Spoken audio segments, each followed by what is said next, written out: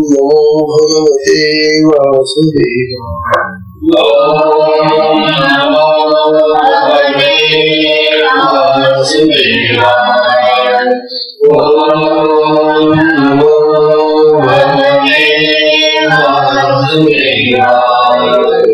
ओम नमो भगवते वासुदेवाय।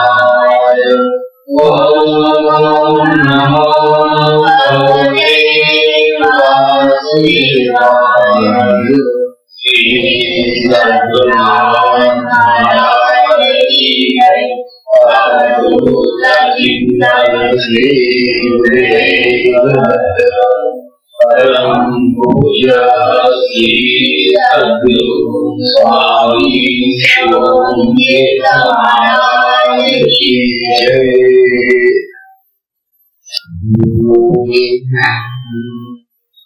ओम नारायणं पद्मभवं वशिष्ठं शब्दप्रकाशं व्यासं शुकं गौरवपदं महान्तं गोविन्दयेन्द्रमहर्षि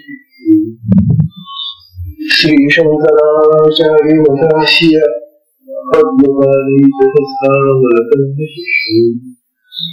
तन्त्रौटकं वातिककालान्यं सन्ततोऽहं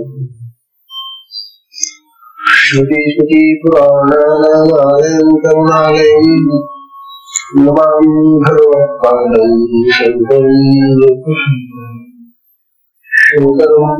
शङ्कराचार्यं केशवं बादरायणं सुप्रभाष्यकृतौ वन्दे भगवन्तौ नित्यं शुद्धं निराभासं निराकारं निरञ्जनं नित्यबोधं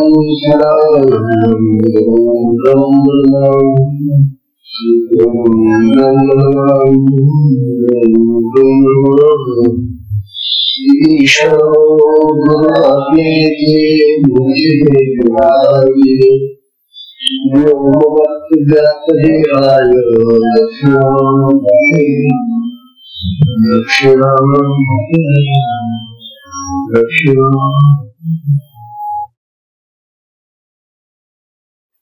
श्री सद्गुरुनाथ महाराज की जय। अवधूत चिंतन की परम पूज्य श्री सद्गुरु स्वामी शिवानंद की जय। परम पूजनीय श्री सद्गुरु स्वामी शिवानंद जी महाराज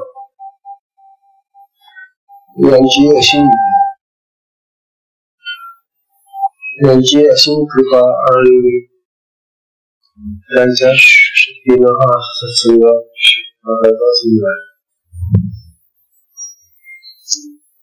शक्तिपात मार्गातील सत्संगाचा हा जो अंतिम टप्पा आहे हा अति उच्च आहे. जसं हिमालयाचं एव्हरेस्ट शिखर हे सगळ्यात उंच आहे. जसं सगळ्यांना पोहोचता येत नाही, सगळे जाऊ शकत नाही. तसंच कदाचित हे जे अध्यात्माचं उच्च असं शिखर आहे ते म्हणजे या समाधी नंतरच्या ज्ञान भूमिका आहे. समाधी नंतर येणाऱ्या या ज्ञान भूमिका एकापेक्षा एक नंतर आहे. पहिली भूमिका आपण शुभेच्छा पाहिजे, दुसरी आपण विचारणं आणि तिसरी जी आहे ते तरुण अनुसार. या तीन भूमिका साधारणतः आपल्या सामान्य माणसांनाही कळू शकतात. त्यांच्या स्वरूपाचं वर्णन आपण समजू शकतो. तथापि ते समाधीनंतर त्यांचं जीवन आहे. त्यामुळे केवळ शाब्दिक ज्ञानाने आपल्याला तो आनंद घेता येईल. तो आनंद प्रत्यक्ष आपल्याला अनुभव करून नाही मिळाला. दुपारी आपल्याला समाधी लागली आणि समाधीतून काढून आपण पुढे गेलो तर कदाचित त्या सत्भूमिका आपल्याला प्राप्त केली, परंतु आज आपली अशी स्थिती नाही. म्हणून माणूस हा त्या तिसऱ्या भूमिकेपर्यंत आपल्याला त्या सत्पुरुषांचं जीवन आपल्याला समजू शकते. परंतु पुढची जी भूमिका आहे सत्वापत्ती, चौथी भूमिका, आणि पाचवी जे असंसक्ती, या भूमिका आता अधिकाधिक कल्पनातीत होत झाल्या, म्हणजे आपल्या कल्पनेच्या पलीकडे चालल्या. सत्वापत्ती जी भूमिका जी आहे ती तर संपूर्ण अज्ञानाचा नाश झाल्यानंतर जी ज्ञान स्वरूप स्थिती असेल तशी असते. अज्ञान मुळीच येते.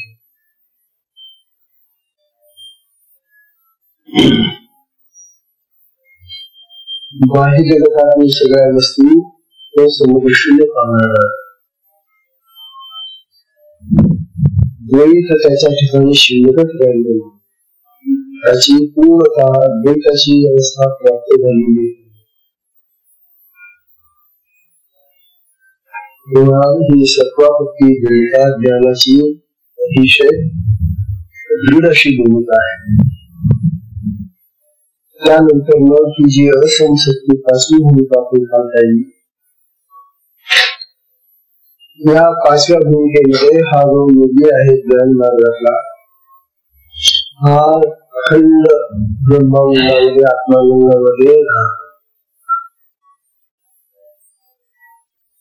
आणि ब्रह्मानंद आणि आत्मानंदामध्ये जे सुख आहे, जो आनंद आहे, त्यामध्येच तो रमत असल्यामुळे बाह्य जगाचा त्याचा संपर्क सुटलेला आहे. किंवा तो बाह्य जगातल्या कुठल्या गोष्टीचा अपेक्षा करत नाही, आशा करत नाही. त्याला कसलाही संसर्ग नाही, संबंध नाही,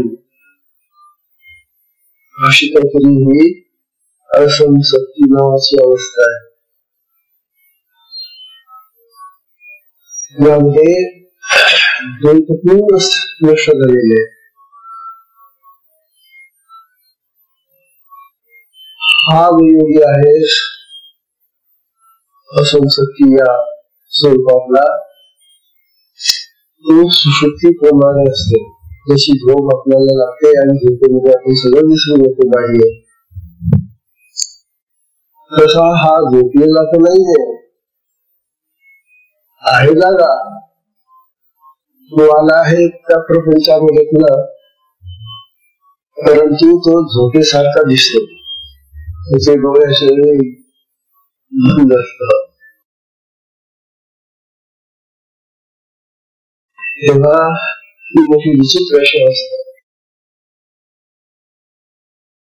सुप्त धन म्हटले त्या अवस्थेला. आणि हा अतिशय अंतर्मुखी झालेला आहे. अंतरातच त्याचं सगळं आता जे काय आहे ते पाहणं, खेळणं, राहणं, बहिर्मुखता त्याची संपलेली आहे. आणि बहिर्मुखता संपल्यामुळे मागे कुठल्याही गोष्टीची त्याला आशा, इच्छा, आकांक्षा राहिली नाही. त्यामुळे तो अंतर्मुखी होऊन त्याचा तो आनंदाचा भोग घेतो. आणि एखाद्या झोपलेल्या माणसाप्रमाणे तो इतरांना भासतो. झोपेमध्ये जसं आपण सगळं बाहेर जे विसरून जातो, हे विसरून जातो, तसा हा ज्ञानाच्या त्या भूमिकेमध्ये आणि आत्मज्ञानाच्या त्या भूमिकेमध्ये असल्यामुळे आपल्या ध्यान याचा विषय चाललेला. इंद्रियांचे आणि विषयांचे जे संबंध आहे तेही तो विषय चाललेला आहे.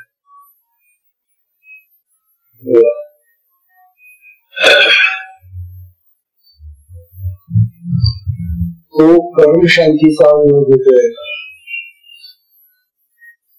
ही जी शांती आहे त्याला लाभलेली आहे ती अखंड शांती आहे, परम श्रेष्ठ शांती आहे.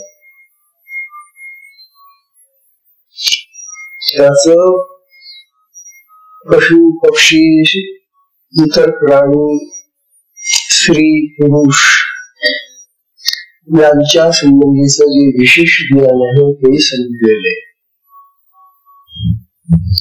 म्हणजे प्राण्यांमध्ये तो आता भेद पाहणे, ही स्त्री आहे का हा पुरुष आहे हा सुद्धा भेद त्याला माहिती आहे. अशा तऱ्हेनं विशेष ज्ञान पदार्थांचं त्याचं मुक्त झालेलं आहे.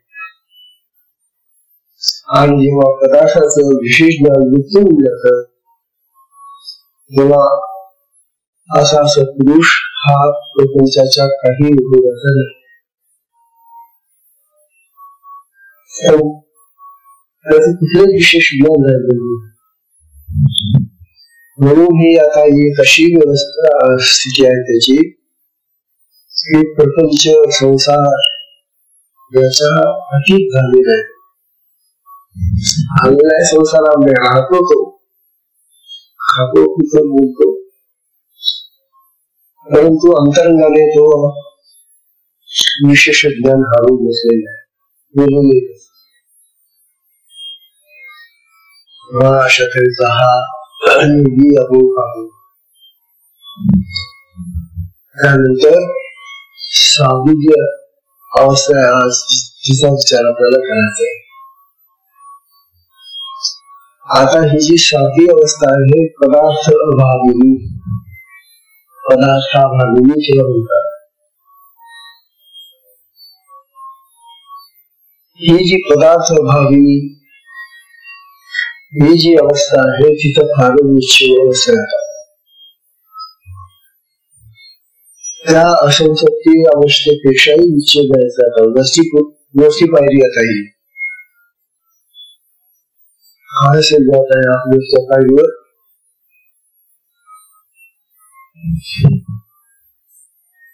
या अवस्थेत कोणत्याही पदार्थाचं भाग नाही.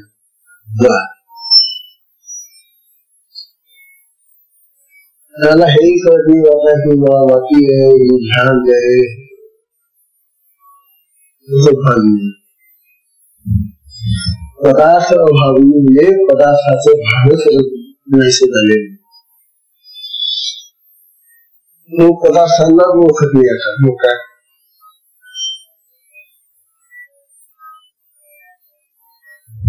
त्यामुळे माणसांमध्ये तो बसतो आलेला आहे तो समाधीतून उठून, परंतु ज्या माणसांमध्ये बसतो त्या माणसांचे काम क्रोध लोभ मद मत्सर द्वेष दंभ अहंकार हे जे विकार आहेत माणसांचे त्यांच्या बुद्धीचे,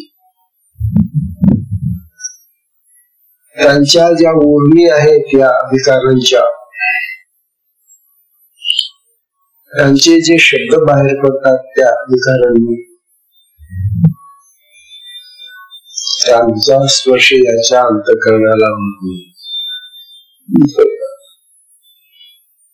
कसं आहे. हा आजूबाजूचे जे लोक आहेत ते तर सगळे विचार राहणार, संस्कार राहणार असते, काही काही बोलणार असते. याला आता पदार्थ सोडेल भान नाहीये, परंतु माणसांमध्ये बसतो ना. आणि त्यामुळे ही जी बाहेरची माणसं आहेत आजूबाजूची ही माणसं त्याच्यावर क्रोध करतात, रागवतात. असं काय माणूस आहे हा, माणूस आहे तो कोण आहे हा, वाटेल ते त्याच्या संबंधी बोलू शकतात. त्याचं वागणं त्याचा भिन्न झालं ना. जिथे पदार्थाचंही भान नाही त्याला, कसा वागत असेल. त्यामुळे या लोकांचे जे काय आरोप असतील, जे काय क्रोध असतील, जे काय संताप असेल, जे काय प्रतिवचन असतील, त्याला ज्या शिव्या दिल्या जात असतील, त्याचा स्पर्श याच्या अंतःकरणाला होत नाही. घ्यायला तुम्ही किती शिवाय द्या काही करा, याला काहीच कळत नाही. म्हणजे कसं झालं आहे, एखाद्या दगडाच्या मूर्तीपुढे जर आपण काही बोललो त्या मूर्तीला, मूर्ती काय बोलते का तुमच्याशी? अशी ही निश्चल अवस्था आहे. कशी अवस्था आहे? निश्चला, स्थिर, एकदम त्या दगडाच्या मूर्तीप्रमाणे स्थिर. कुठल्याही स्पर्शने याच्या अंतःकरणाला पाहायचा. जसा वाईट गोष्टींचा स्पर्श नाही तसा चांगल्या गोष्टीचाही स्पर्श नाही. म्हणजे स्पर्शातीत झाला.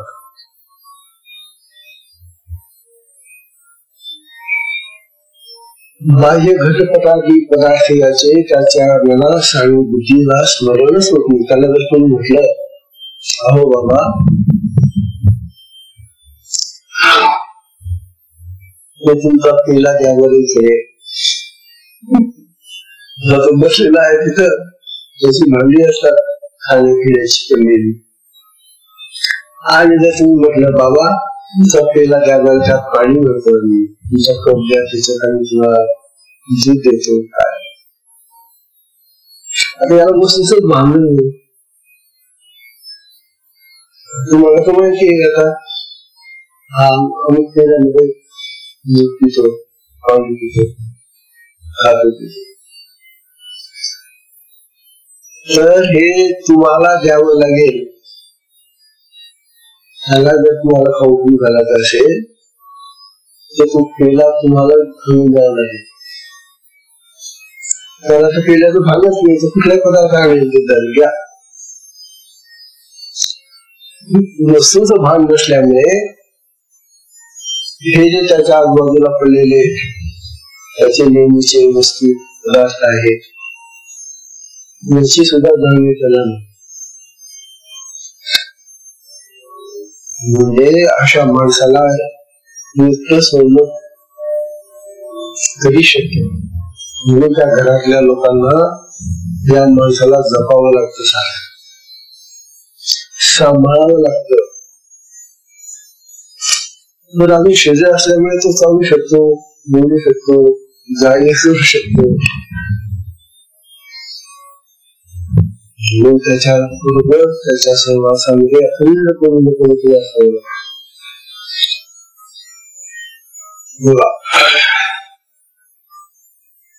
घटपटादी पदार्थाच्या बुद्धीला मनाला स्मरतच मिळत. या पदार्थ अभावी या अवस्थेत असलेला हा ज्ञानी पुरुष अखंड ब्रह्मानंदामध्ये डुलत राहतो.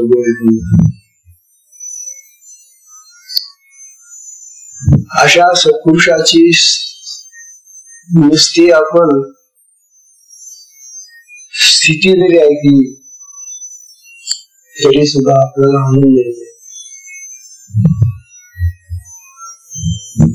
चमत्कार वाटतो त्यांचा. त्यांची ही स्थिती चमत्कारिक आहे, विलक्षण आहे, जगाच्या विरोधी आहे. हे जरी खरं असलं तरी त्यांना प्राप्त झालेला जो आनंद आहे ब्रह्मानंद, त्या ब्रह्मानंदामध्ये तो असल्यामुळे तो आनंद सदैव त्यांच्या डोळ्यातून त्यांच्या इंद्रियांच्या माध्यमातून प्रकाशित होत असतो. त्या आनंदाचं स्वरूप प्रकाशित होतं, बाहेर फेकलं जातं. आणि त्यामुळे त्याच्या त्याच्या समूह जो कोणी बसेल, त्याच्याजवळ जो कोणी बसेल त्याला त्या आनंदाचा अनुभव येतो. कारण त्याने डोळे जरी उघडले तरी डोळ्याच्या प्रकाशातून तो त्याच्या डोळ्याच्या प्रकाशातून तो आनंद अनुभव करतो. चैतन्याचा प्रकाश आहे आणि म्हणून त्या चैतन्याच्या प्रकाशाने जो जवळ आलेला मनुष्य आहे त्यालाही आनंद होतो. त्याचा उपयोग नाही असं नाही ना. त्याच्या आनंदांच्या समीप जो कोणी येईल त्याच्या वर्तुळामध्ये त्याचा तो आनंद त्यालाही किंचित का होणार स्पर्श करून जातो. आणि सटकन आपल्याला असं वाटतं की आपण त्याचे वेगळं अनुभवतो. अशा प्रकारची ही आनंदाची अनुभूती अशा सत्पुरुषाच्या जवळ आपल्याला सुधारली लागते. आणि म्हणून सत्पुरुषांच्या जवळ जाण्याची इच्छा लोक करत असतात. दक्षिणाला अखंड जात होता. वास्तविक आता साईबाबा तिथे नाहीये, परंतु साईबाबांच्या दुसऱ्या समाधीलाही सगळं शिकार होता. शिवाचं गजानन महाराजांचं नाही तिथे, परंतु या महात्म्यांच्या अवस्थेमधून त्यांना प्राप्त झालेली जी स्थिती होती त्या अवस्थेमध्ये तिचं जे सगळं वातावरण आहे ते सगळं जे आहे ते भारावलेलं असतं, थंड भारावलेलं असतं. आणि गुप्त वातावरण केल्यानंतर आपल्याला आनंद होतो. असा हा आनंदाचा अनुभव या महात्म्याच्या जवळ गेल्याने आपल्याला होत असतो. बघा, या स्थितीचं वर्णन करताना महात्मा विशिष्ट म्हणत होते, पदार्थ भाविनी या स्थितीचे वर्णन विशिष्ट विशिष्ट करून राहिले. काय म्हणतात बघा त्या,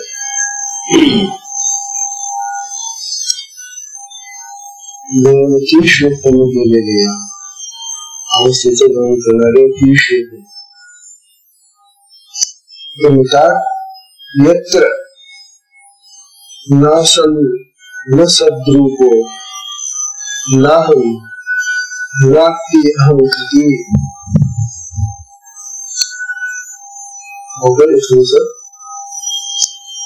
यत्र न आसन न सद्रूपो नाहं नास्ति अहं कृति.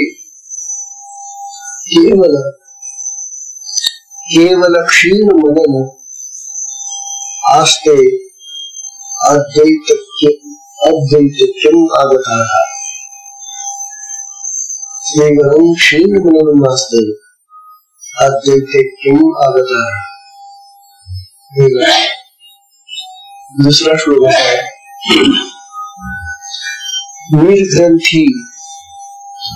निर्ग्रंथि शांत संदेहो जीवन मुक्तो भावना.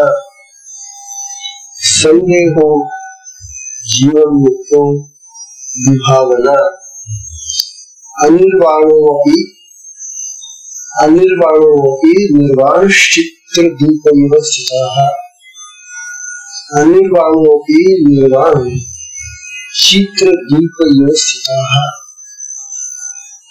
तीसरा श्लोक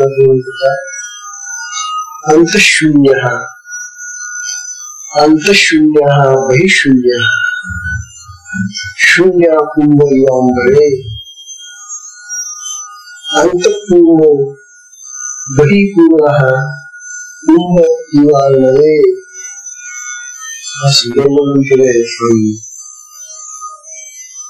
शेवटच्या 2 ओळीमध्ये तर आपल्याला उपमा देऊन त्यांनी ही अवस्था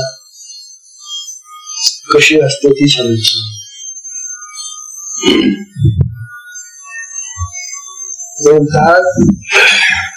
यत्र न आसन न सद्रूपो नाहं चापि अहं कृति.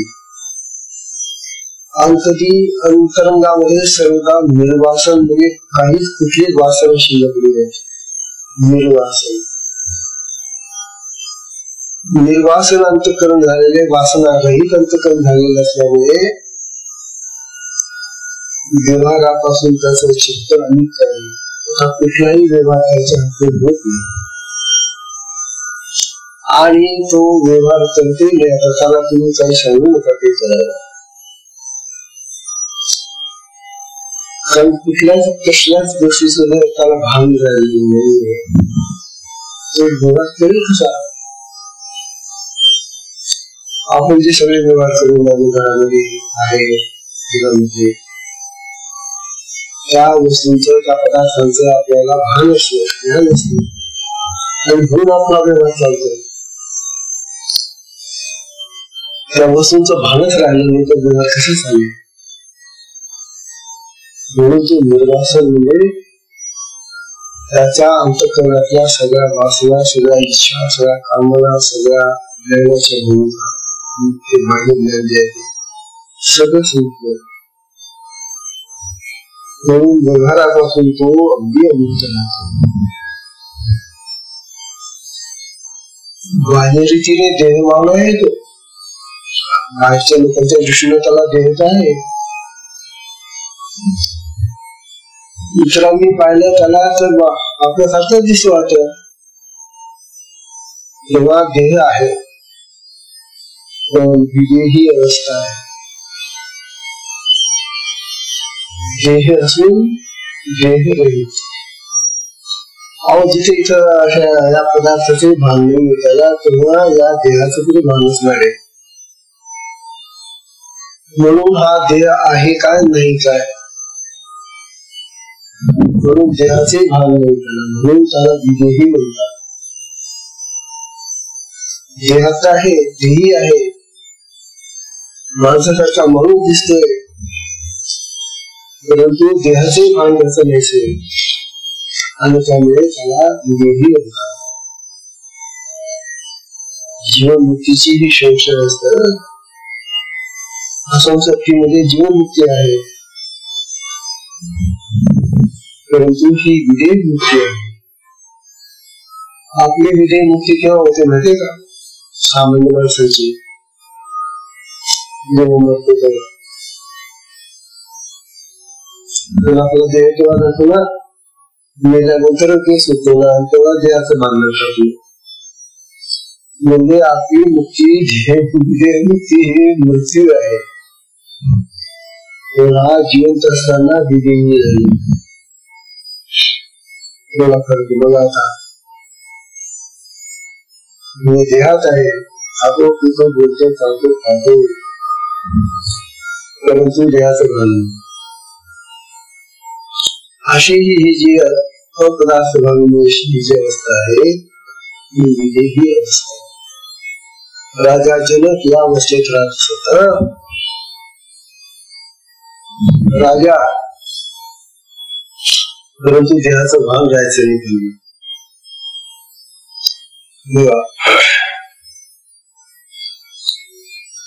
त्याचा अहंभाव नसतो. हा अनुभव नाही कुठे देह भान गेलं तर अहंभाव नाही कुठे येतो. संकल्प विकल्पातीत होऊन गेलं कुठे आल्या मनत रहित आहे. मन नाही तर मग संकल्प आले कुठे. तेव्हा जसे आपल्या इच्छा कामना वासना असतात तसं त्याचं काही राहिलेलं नाही.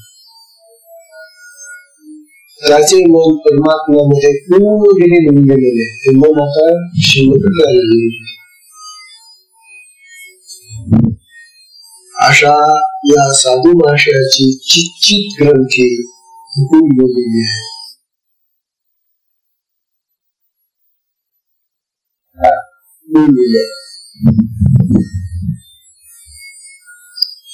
अहंकार नष्ट झालेला आहे, पूर्णपणे नष्ट झालेला आहे. मी हा भाव कसा झाला की सर्व संग्रहापासून निवृत्त झालेला आहे. आता कुठेही संग्रह नाही. हो संग्रहाचं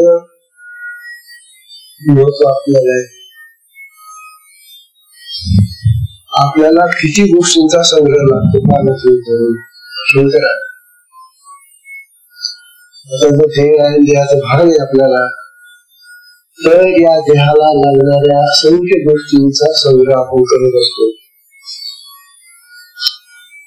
कपडे तर घालणार ना,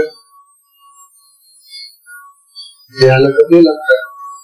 बरं देहाला कपडा लागत नाही, मसायचाच कपडा लागतो का? त्याला फट वेगळं, सगळा वेगळा, आणि शेती वेगळी, लागू केल्या किती झाले संगोपन देहाचे एका वेळची इतके कपडे. बरं हेच कपडे काही नेहमी घालून फिरत नाही तू. आताचे यावेळेचे आहे ते स्नान झाल्यानंतर किंवा मग दुसरे कपडे घालतो तू, आणि ते गाव ग्रोसरी जायचं घरात आणखी चांगले कपडे घालतो, नंतर लग्न समारंभ असला तर मिरवण्यासाठी आणखी चांगले कपडे घालतो. म्हणजे संग्रह पाहण्या कपड्यांचा किती झाला, म्हणजे तुमचा इतका तर बाळांचा किती, मग बाळांचा खूप जास्त संग्रह आहे. तात्पर्य आम्ही संग्रह करत असतो आणि देहाचा भाग आहे मला, म्हणून आमचं घर संग्रहालय असतं बघा.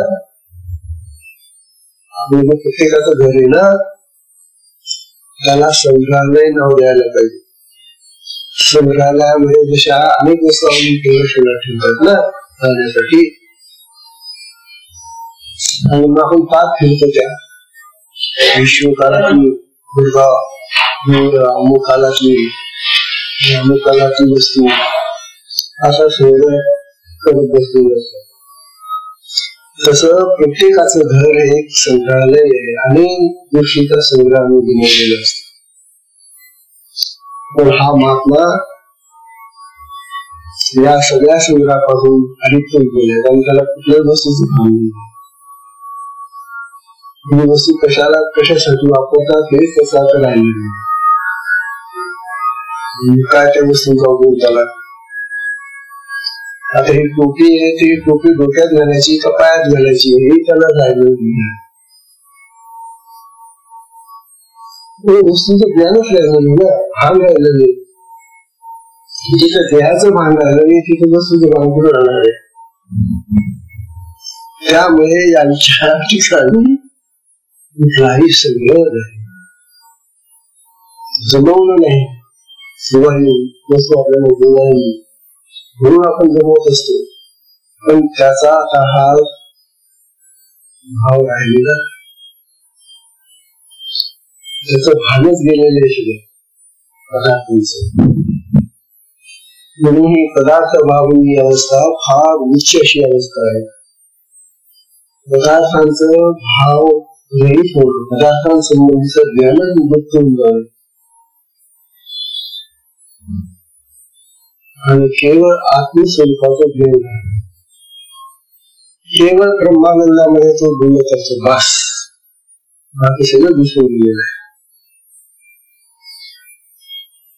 सर्व संग्रहापासून गोष्ट झालेला असतो. कसा असतो त्याचं वर्णन करता ऋषी विशिष्ट. ते म्हणतात हा एखाद्या चित्रामध्ये जशी एखादी दिव्याची ज्योत दाखवलेली असते चित्रामध्ये बरोबर, आणि ती जशी चमकणारी दिव्याची ज्योत आपण चित्र पाहतो त्या चित्रात दिसते. आता चित्रातली जी दिव्याची ज्योत असते दाखवलेली चित्र काढलेली ती हाते का, निश्चल असताना स्थिर राहते ना. एवढीची दिव्याची ज्योत सारखी अशी स्थिर राहणार नाही. मग चित्र काढलेले त्या चित्रामध्ये ती ज्योत आहे ती जशी स्थिर राहते, त्याप्रमाणे हा त्या दीपज्योतीप्रमाणे स्थिर राहतो, स्थिर राहतो. दुसऱ्या ज्योतीप्रमाणे चित्रातल्या ज्योतीप्रमाणे एकदम स्थिर राहतो, शांत राहतो, कुठे हालचाल नाही. चित्रातील दुःखलिकेप्रमाणे सर्वता निश्चल असतो. देहेंद्रियांनी व्यवहार करताना दिसतो, हाता हातात उठून बसतो, चाला लागतो, झोपतो, बाकी सगळी इंद्रियांची हालचाल दिसते त्याची.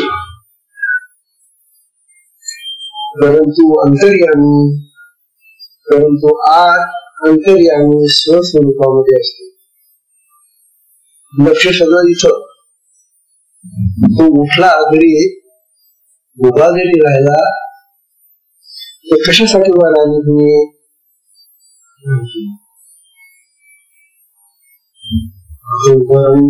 आपण जेव्हा काही एखाद्या गोष्टीसाठी उभे राहतो त्यावेळेला आपल्याला माहिती असतं की आपण कशासाठी उभे राहिलो.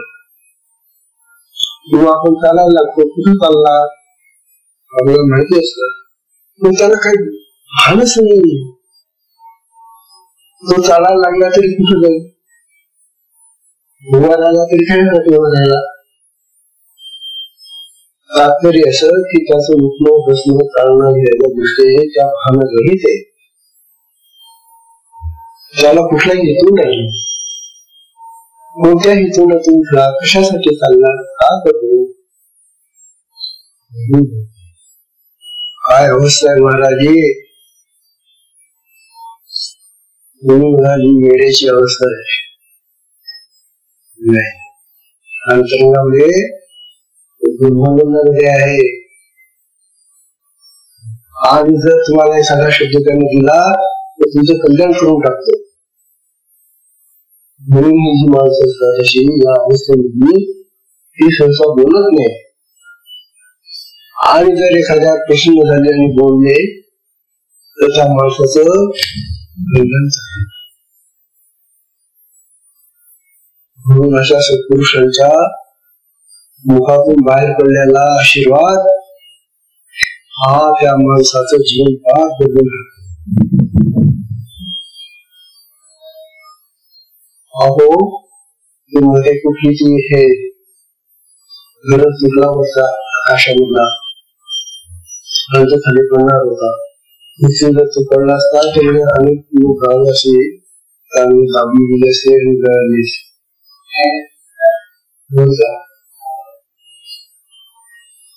त्यावेळेला एका महात्म्याने ते अडवलं आणि ते समुद्रात टाकलं.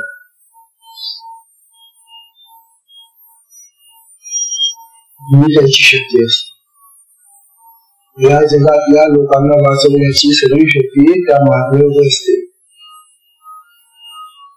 फक्त त्यांना कळलं पाहिजे, कळवलं पाहिजे, सांगितलं पाहिजे, मागितलं पाहिजे.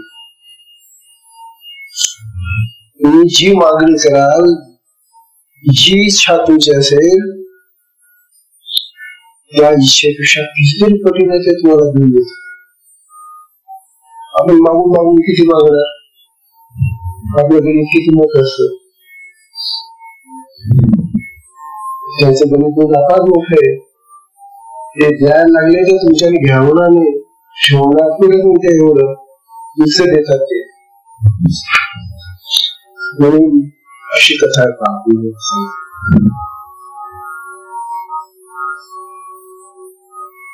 दत्तप्रभू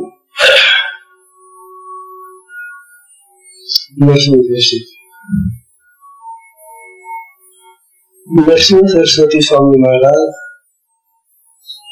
त्या ठिकाणी राहत असताना राहत असताना एक पलीकडच्या गावात गेले. नदी एखादी ती नदी ओलांडून पलीकडच्या गावात गेले. तिथे एक मंदिर बनलेले. त्या मंदिरात जाऊन बसले. जेव्हा एका भिक्षुकाने त्यांना प्रार्थना केली, महाराजांच्या घरी पाय द्यायला, जेवण घेऊन जराना मारा. ते म्हणाले, अरे कशाला नको मला, काय करू गेली. जगामध्ये 18 विश्व दारिद्र्य ब्राह्मण होता भक्तागिरी. आणि त्याची तीच इच्छा होती की आपल्या घराला पाय लागलाय, शरीर धुवत राहिली, काही फायदा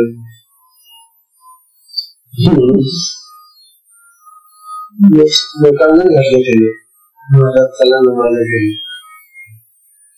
उठून बसले, हा आपल्याला कशासाठी येतो.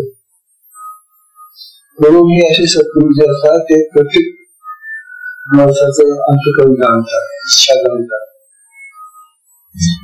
मग गेले, उठले, चल बाबा आता ते फार लागलं गुरुला. गेले, बसले तिथे. महाराजांच्या घरामध्ये तुम्हाला त्याच्या घरापुढे घेवड्याचा वेल लावलेला होता. त्या घेवड्याला शेंगाळलेल्या त्या घेवड्याच्या शेंगा त्याने आल्या तुमच्या काय स्त्रील्या खायला महाराजांनी आवडीने खाल्लेले घेवड्याच्या शेंगा आवडीने खाल्ल्या. कुठे द्या तुला घेवडा विचारतात, कुठे द्या काय तो गेलेलं तुला. महाराज तिथे गेले आणि तो सगळा वेळ टाकला.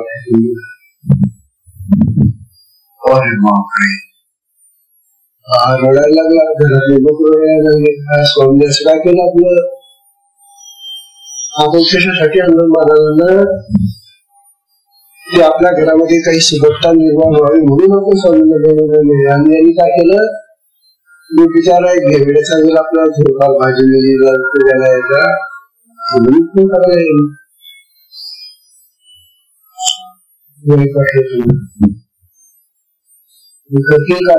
काय स्वामीचे निघून गेले. आता आपल्याला की मग त्या घेवड्याच्या वेळाला त्यांनी ते सगळं फेकून दिले होते. हा लग्न करायला लावायचे ते घेत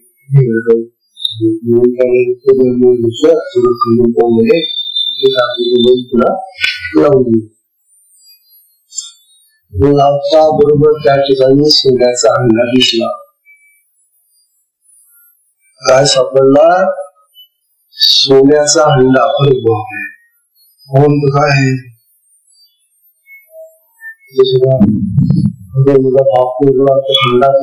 हंड्यामध्ये नाना प्रकारची संपत्ती, हिरे माणक,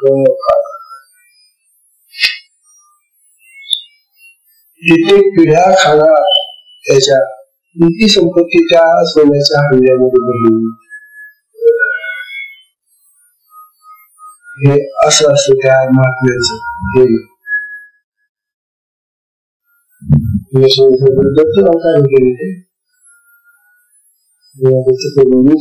माणसाचं अनेक पिढ्यांचं दारिद्र्य नष्ट करून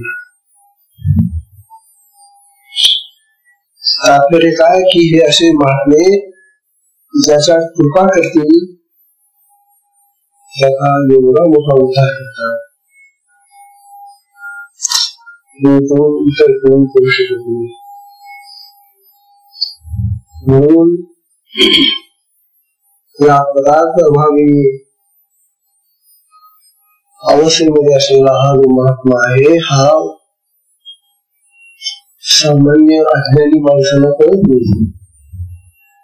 अज्ञानी माणसाला त्याचा राग येतो, क्रोध होतो.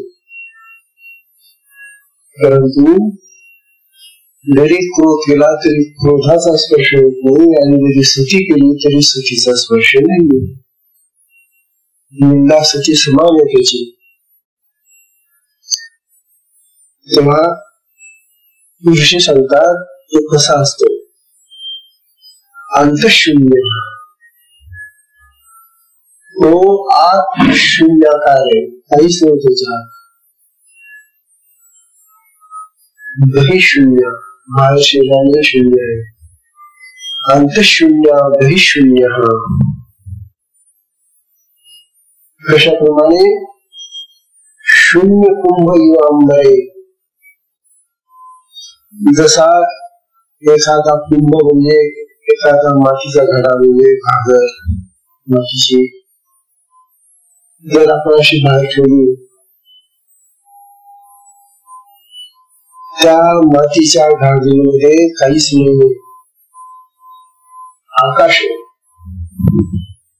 आतही आकाश आणि बाहेरही आकाश, अंबरही आकाश. शून्य कुंभांबरे,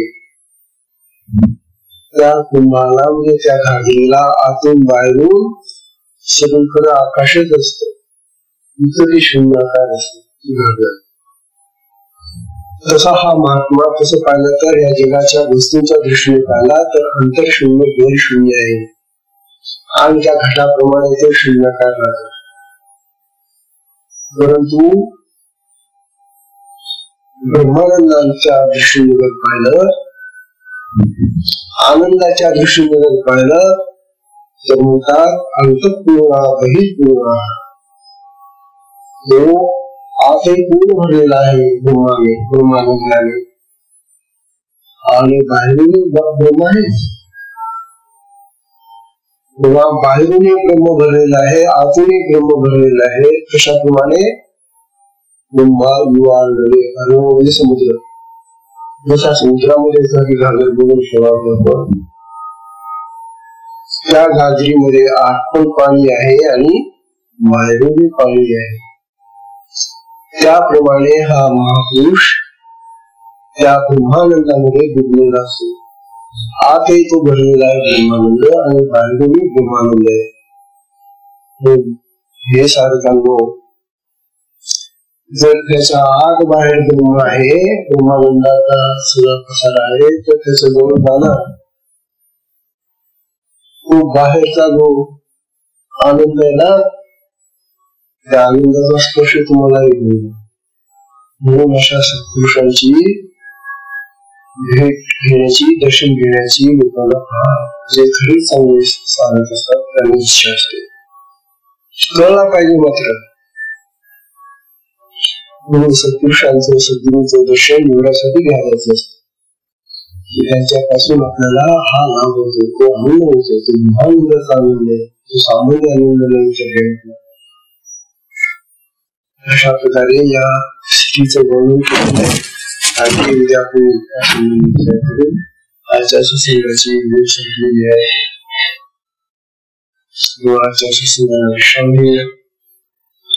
हरि ओम.